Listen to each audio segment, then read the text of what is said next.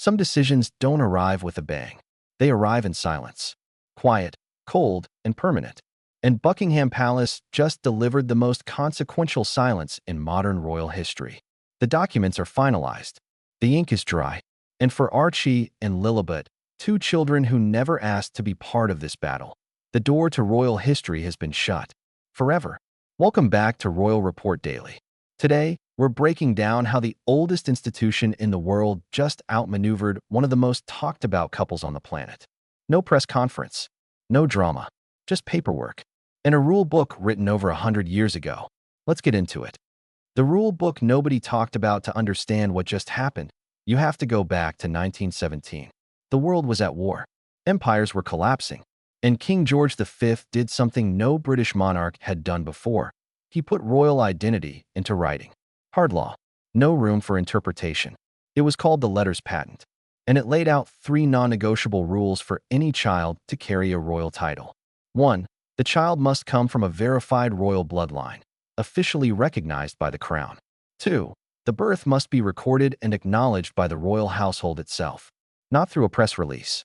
Not through social media. Through official royal record. 3.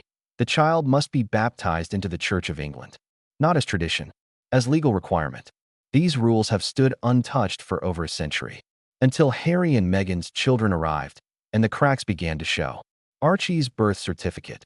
The first red flag. When Archie was born in 2019, everything looked normal on the surface.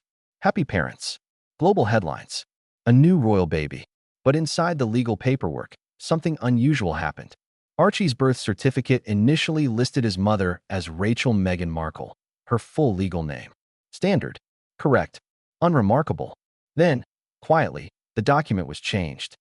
Her legal name was removed and replaced with a title, Her Royal Highness, the Duchess of Sussex. Birth certificates are not social media bios. They don't get edited. They don't get updated. They are permanent legal records. So when this change surfaced, it triggered serious concern inside palace walls. Meghan said the palace forced it. Palace staff said Meghan requested it. Neither side produced a definitive answer. But here's what actually mattered. A royal birth record now had doubt attached to it. And in the world of the crown, doubt is a crack. And cracks spread. Lilibet.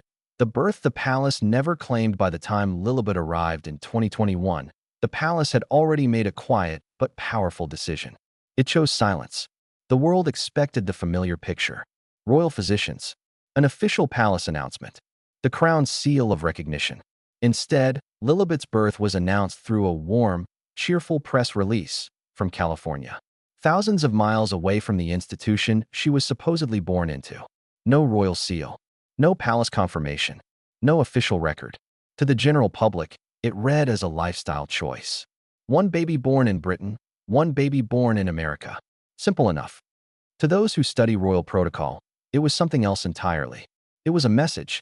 Deliberately quiet. Deliberately final. We are not claiming this. Lilibet became the first Windsor relative in modern history to be introduced to the world without any crown involvement. And inside Buckingham Palace, that was not seen as a personal choice. It was seen as a departure. A break from over 100 years of royal record keeping. The quiet rejection had already begun. The baptism that didn't count. Months later, Meghan spoke warmly about Lilibet's baptism in California. The joy, the family, the ceremony. But according to sources familiar with church records, that baptism was never registered with the Church of England. For most families, a baptism is a personal and spiritual moment. But for royal children, it is one of the 3 legal markers established by the 1917 Letters Patent. It is the moment a child is officially tied to the crown, the church, and centuries of royal tradition.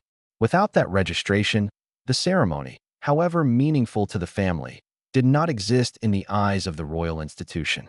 To the palace, this wasn't an unfortunate oversight. It was a failure to meet a legal requirement. And instead of strengthening Lilibet's connection to the royal family, the unregistered ceremony did the opposite. It left her caught between 2 worlds, celebrated in California, unrecognized in London. Harry's desperate calls while the cracks deepened publicly. Something far more personal was happening behind the scenes. Harry reached back. According to those familiar with these private exchanges, Harry made late-night calls to the very institution he had walked away from.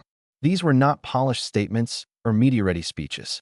They were raw, emotional, desperate. He asked the palace to reconsider. He pushed for his children to be written into the royal record. He argued for the titles he believed they deserved by blood. For Harry, this was never about fame. It was about legacy, the one thing he believed he could still protect even after stepping away. But every time he pushed, he hit the same immovable wall. A palace official reportedly told him something so blunt it stayed with him for months. This is not about emotion. This is about order, family line, and the future of the crown. That was the moment Harry understood the full weight of what he had set in motion. He hadn't just walked away from royal duties. His children were being written out of royal history. The final orders, when the palace acted, it moved the way it always does. Quietly. Precisely. Without a single camera in sight. The consequences for Archie and Lilibet, according to insiders, were comprehensive and permanent. No royal titles. No ceremonial roles. No place in the official line of succession. No crown-funded security. And their names, blocked from the legal records that outlast generations. In the royal world, titles are not just words. They are keys. They open doors to history. They guarantee a child's place in a story bigger than any individual lifetime. Without those keys, the connection to the Windsor legacy is severed. Not as punishment, not as revenge, as the strict, mechanical application of rules written long before any of them were born. The crown's greatest weapon here is what most people miss about the royal family. They never needed to win the argument. They never needed to respond to the interviews, the documentaries, the podcasts, or the public statements. Because the crown's greatest weapon was never words. It was time, and the quiet, unshakable confidence that the rule book would always speak louder than any individual.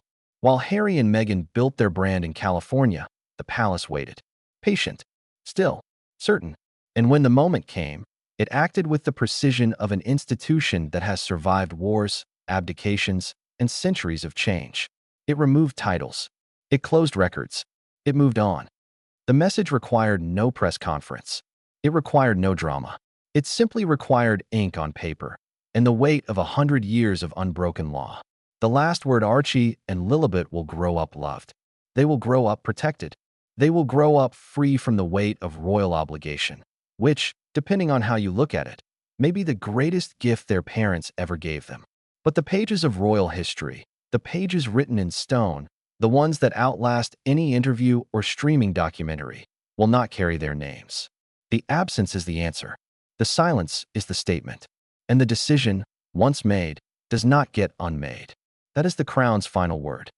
Quiet, precise, and permanent. That's all for today here at Royal Report Daily. If you want to stay ahead of every royal development as it happens, hit subscribe and turn on notifications. The truth about the royal family is never finished, and will be here every time it moves.